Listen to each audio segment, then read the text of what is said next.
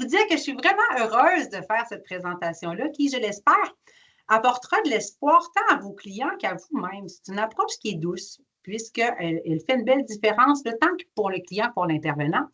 Travailler avec la souffrance puis la détresse, ça peut apporter de l'inconfort, de l'impuissance en intervention, puis l'approche orientée vers les solutions, bien, ça fait une belle différence. En tout cas, ça en fait une dans ma pratique, puisque, justement, il y a une façon un petit peu différente, justement, d'aborder la souffrance puis la détresse. Donc, bien heureuse de vous partager le tout aujourd'hui.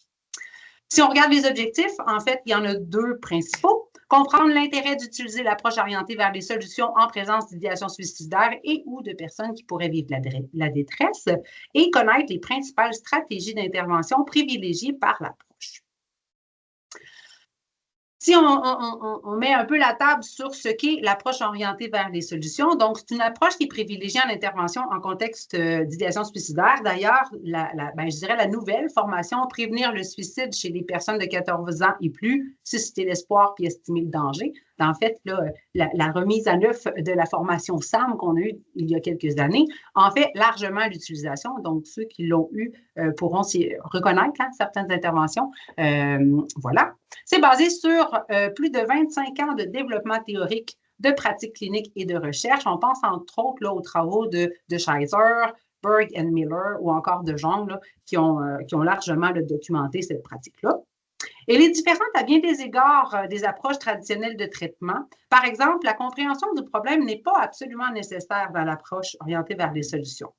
C'est un modèle qui est centré sur les compétences, les ressources. L'AOS minimise l'accent sur les lacunes puis les problèmes passés. Et lorsque l'on parle de minimisation, ça ne veut pas dire de glisser dans une approche qui est jovialiste. C'est important de valider la souffrance avec cette approche-là. Mais ce qu'on souhaite, c'est de sortir du langage problème pour se tourner vers où il y a de la lumière dans la situation des clients. Et enfin, l'approche aussi se concentre plutôt sur les forces des clients, leur réussite, tant passée que future.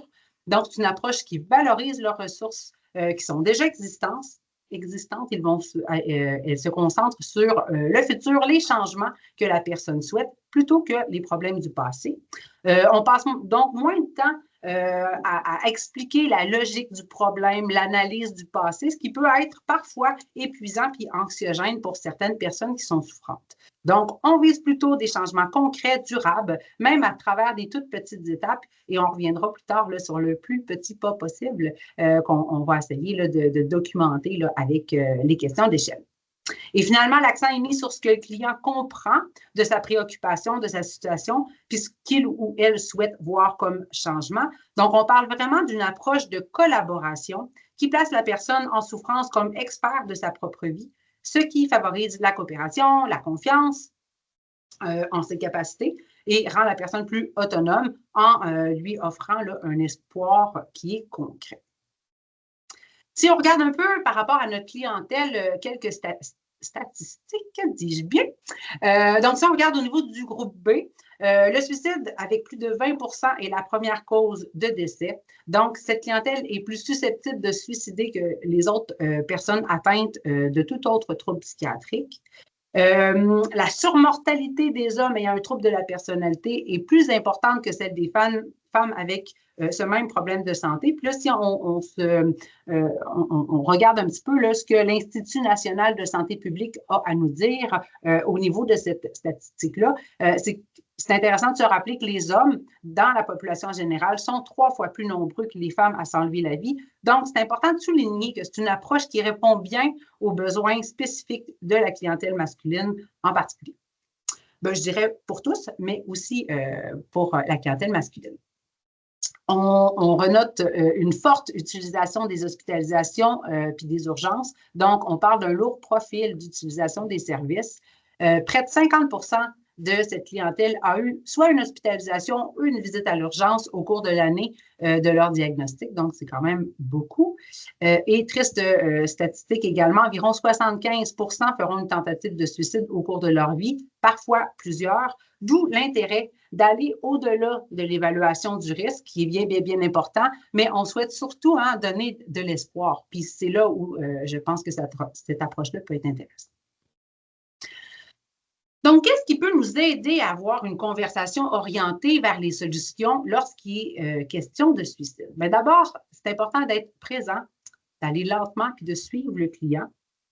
Peut-être intéressant de souligner que les réponses qui sont faites par son, sans réponse, peuvent des fois faire sentir la personne jugée. Donc, on va privilégier dans cette approche-là beaucoup de rétroaction, de reformulation qui va être validante, comme c'est normal de vouloir que ça s'arrête. Moi, tu as raison, hein, présentement, ce que tu vis, c'est pas facile ou c'est légitime présentement d'être en colère. Tu as l'impression que c'est toujours pareil, mais tu sais, je vois hein, les efforts que tu peux faire. On va écouter avec une oreille constructive orientée vers les solutions, d'où l'image hein, du verre d'eau à moitié plein plutôt qu'à moitié vide que j'ai mis sur la diapositive. On va porter attention à écouter pour trouver ce qui donne de l'espoir au client, mais aussi à l'intervenant. Donc, on va essayer de mettre notre radar à espoir pour voir qu'est-ce qui fait une différence dans la vie de cette personne-là. Donc, oui, j'ai envie de vous amener là, à gauche de la diapositive. En lien avec ça, hein, on ne veut pas avoir une conversation au niveau du suicide. On aimerait plutôt essayer de voir comment on peut avoir une conversation à propos de c'est quoi que le client il veut vraiment. C'est quoi les ressources, les exceptions, les stratégies de résilience qu'il a déjà utilisées. Puis dans ça, ben, on inclut bien sûr les raisons de vivre. On va essayer de regarder en détail le futur préféré, des réponses à la question miracle que je vais vous présenter dans quelques instants. Des choses que la personne a déjà faites puis a marché, puis même un peu. Il y a des fois hein, qu'on va aller beaucoup dans la nuance avec cette approche-là. On n'a pas besoin d'avoir des réussites à 100%. On va aller essayer de voir la fois où c'était un petit peu moins difficile. Des petits pas possibles, des signes de changement.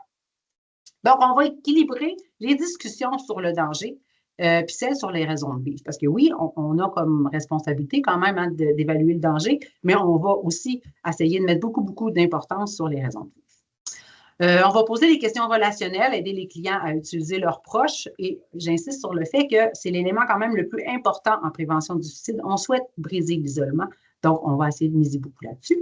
Utiliser des questions orientées vers les solutions, un peu comme une petite tape sur l'épaule. On va utiliser le langage du client. Dans le fond, on parle souvent de privilégier une relation qui est horizontale, qui met la personne en confiance, qui fait baisser les défenses. Hein, quand on sent qu'il y a une hiérarchie ou que la personne qui est face à nous là, nous regarde de haut, bien, souvent, on va avoir envie de se braquer. Donc, ça peut être pertinent de se montrer, même nous, vulnérables face aux clients, dans ce qu'on veut leur montrer, un peu comme si on voulait faire du modeling. Puis c'est dans l'unique objectif hein, de créer une relation de confiance mutuelle qui est sincère. Donc, un langage qui permet les nuances, puis qu'on va utiliser aussi là, en lien avec la question d'échelle pour justement voir un peu les questions d'échelle comme un échafaud pour parler du changement.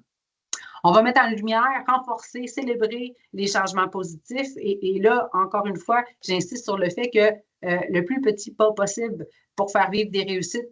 Donc, entre les rencontres, on pourrait aller vers des tâches d'observation qui, justement, risquent de faire vivre des réussites plutôt qu'une mise en action qui va demander peut-être un petit peu plus d'énergie si on sent que la personne n'est pas en mesure de le faire. On peut aussi privilégier, peut-être pas privilégier, mais miser, si on pense là, que c'est peut-être difficile pour la personne d'aller vers un changement supplémentaire, mais d'aller vers le maintien d'un changement positif. Donc, exemple, si la personne s'est auto-observée à un 4 sur 10, 10 étant l'idéal souhaité ou le changement souhaité, bien, on pourrait dire que d'ici à notre prochaine rencontre, qu'est-ce que vous en pensez si on essaie de maintenir ce 4-là plutôt que de tendre vers le 5? Et bien sûr, je ne vous apprends rien en parlant d'un plan de sécurité hein, qui est élaboré avec la personne, qui va attirer son attention, qui va avoir du sens pour lui et bien sûr qui va incorporer les ressources puis ses raisons de vivre. Donc là, en fait, ce que je vous propose, c'est de regarder un petit peu les ingrédients de l'approche orientée vers les solutions. Donc, ingrédients qu'on peut saupoudrer un peu partout dans nos intervenants à petite ou en grande quantité. Donc, on commence dans le fond par la question de changement de précession. Je ne sais pas vous, mais moi, j'ai l'habitude de demander aux gens comment ça va. Ce n'est pas une mauvaise question. Maintenant, ça peut être un petit peu une question qui peut tendre vers le problème. Hein. Ça peut être tentant de dire « Ah, ça va mal, ma semaine va bien été », puis là, on va glisser vers un discours problème. Donc, la question de changement de précession va nous amener, dans le fond, à aller vers des questions qui vont amener la personne à observer ce qui a bien été dans sa semaine, les changements qui étaient dans le sens de ce qu'il vous voulait, de ce que la personne voulait. Donc, on pourrait poser une question comme depuis notre dernière rencontre, qu'est-ce qui a changé pour le mieux, même un peu? Où j'aimerais que vous me disiez ce qui est différent, même un petit peu de la dernière rencontre. Qu'est-ce qui a commencé ou qui a continué à changer? Qu'est-ce qui a été moins difficile ou un petit peu mieux cette semaine? Qu'est-ce que vous avez remarqué comme changement dans la bonne direction? Donc, notre intention, finalement, hein, c'est de faire prendre conscience des conséquences de ses actions actuelles, puis de l'encourager, finalement, à se mobiliser pour que, justement, il puisse utiliser ses propres ressources puis atteindre ses objectifs. Si on regarde maintenant la question miracle on pourrait percevoir comme une étoile du Nord qui donne la direction ou encore un point GPS qui oriente un petit peu hein, les actions qu'on va faire. Donc, on veut amener la personne à se projeter dans un avenir qui goûte bon. Quand je parle de goûter bon, c'est un peu comme, tu sais, je ne sais pas si vous avez déjà vu, là, mettons, un skieur là, qui va visualiser là, sa descente en ski, puis qui va se voir au fil d'arrivée, puis qui va goûter là, à la victoire, puis ça va peut-être lui donner envie, justement, là, de se mobiliser pour atteindre, justement, ce fil d'arrivée-là. Donc, ce qu'on veut, hein, c'est d'aller susciter les désirs, les rêves, les aspirations, les espoirs de changement, ce qui pourrait nous permettre de contourner le problème, comme par exemple dans une personne qui serait affligée par un cancer, notre question miracle ne nous permettra pas d'aller vers une guérison, mais on pourrait essayer de voir comment on peut vivre malgré la présence d'un cancer, puis d'être bien finalement malgré cette situation-là. Donc, ça donne un peu la direction de l'intervention, puis comme je disais tantôt, un peu le point d'arrivée, donc le GPS. Gardons en tête aussi que la question miracle nous permet de, j'aime bien la phrase, nos présuppositions, nos croyances créent nos attentes. Ensemble, elles vont créer notre expérience de la réalité. Donc, un peu de se projeter là où on souhaiterait être, hein, d'essayer de se dire qu'est-ce qui serait un idéal souhaité pour moi, puis d'y croire assez, puis de le voir assez pour que ça puisse se concrétiser. Donc, il y a beaucoup de variantes possibles à la question miracle. Je dirais que la traditionnelle, là, ça serait vraiment, supposons que vous vous réveillez un matin et que, comme par magie, là, dans le fond, pendant votre sommeil, le miracle s'est produit. Donc là, on peut même y aller avec un claquement de doigts là, pour venir démontrer qu'il y a eu un miracle. Un miracle qui fait en sorte que le problème a disparu, puis là, on peut le personnaliser selon la situation de la personne. Et là, au réveil, vous ignorez qu'un miracle est survenu puisque vous dormiez.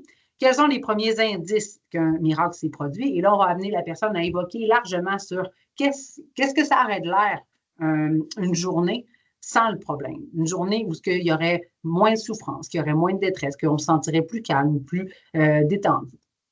Il y a plusieurs variantes à ça. On peut utiliser la fameuse baguette magique. Hein? Si je pouvais donner un coup de baguette magique puis éliminer le problème, qu'est-ce qui serait différent?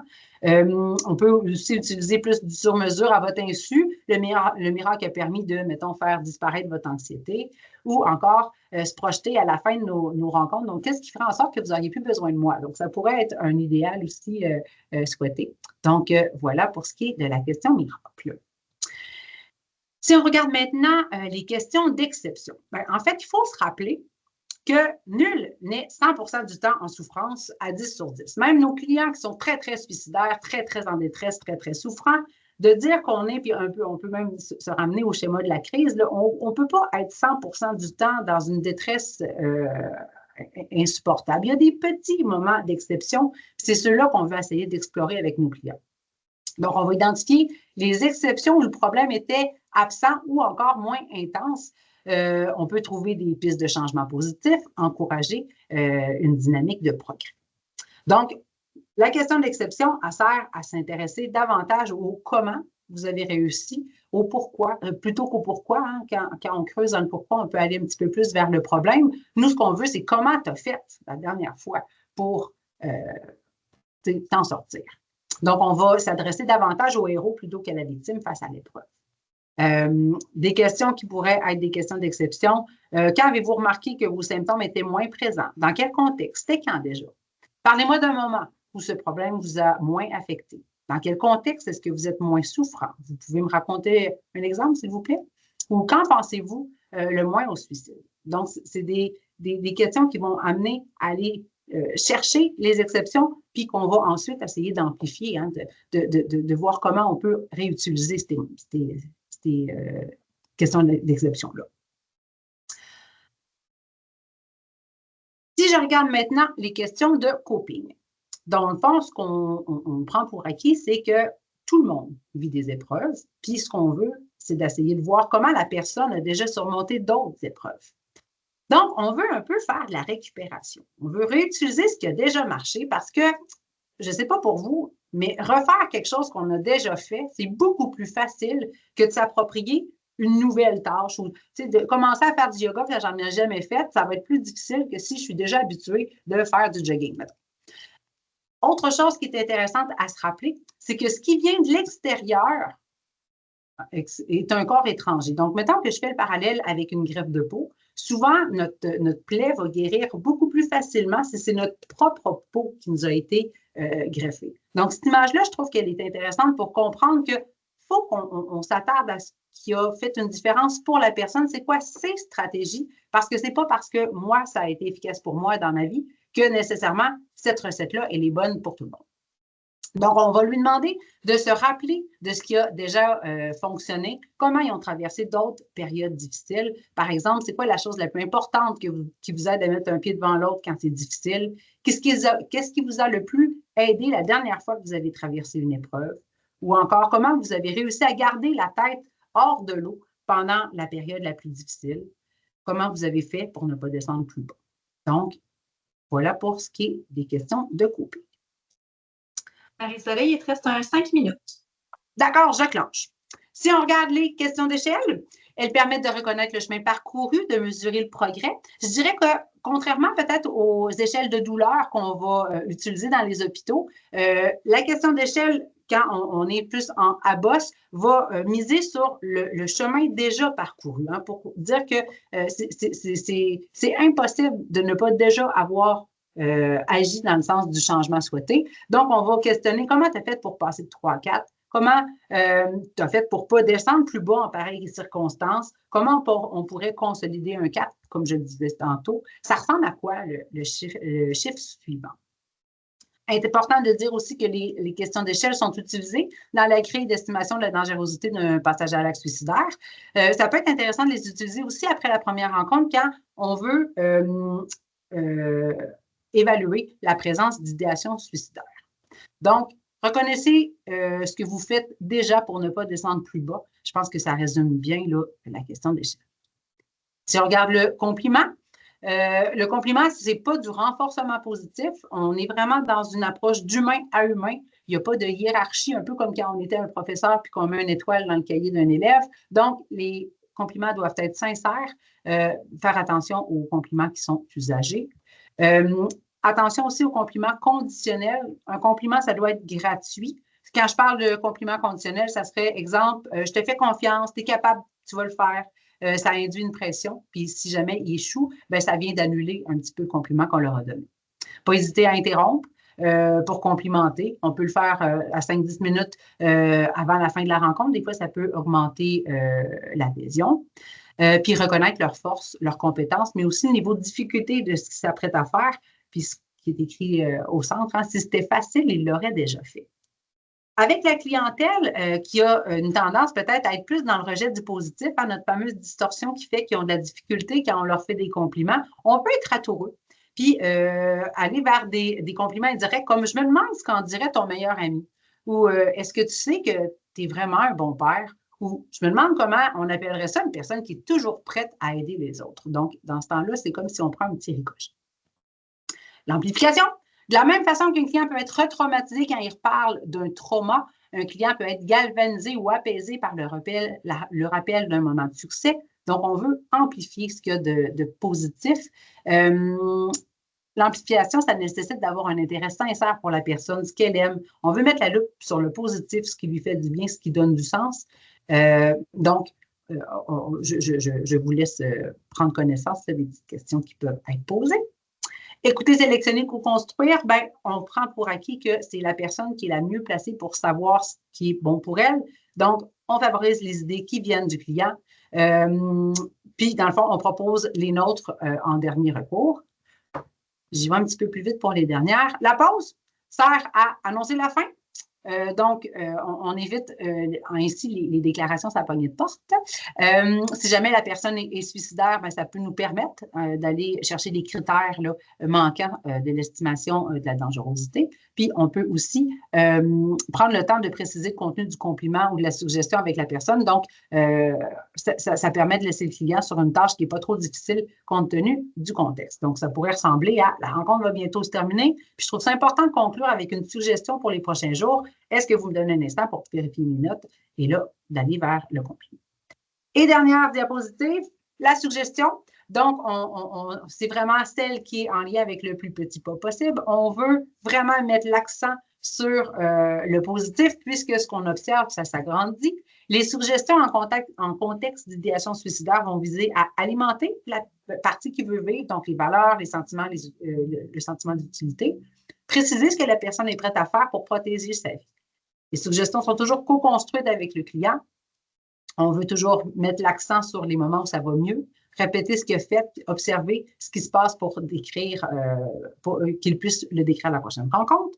Puis, remarquer les différences entre les meilleurs moments et les pires. Donc, on peut donner, quand je parlais tantôt de tâches d'observation, d'ici à notre prochaine rencontre, j'aimerais que tu observes les moments ou les indices qui confirment que tu es un bon père, que tu te rappelles quand tu as réussi à, que tu répètes ce que tu as déjà fait et que tu remarques les conditions, actions, pensées qui te permettent de le faire. Donc, c'est vraiment d'essayer de miser sur le petit pas hors de tout doute. On veut faire vivre des réussites, puis on veut y aller de façon progressive.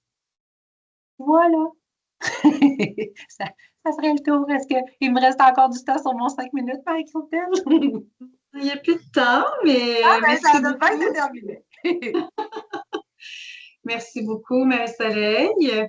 Donc, ça va être le moment. On se garde quelques